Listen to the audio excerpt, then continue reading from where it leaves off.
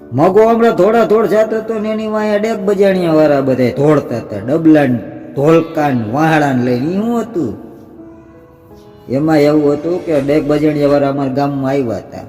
બધા નોખા નોખા ખેલ કરતા હોય તો એક ખેલ એમાં કરતા હતા, પાટિયામાં મોઢું આમ રાખે ને પછી આમ પાણીના ડૂચા મારવાના. તે મગાને કંઈક આપ્યું હોય છે એવું.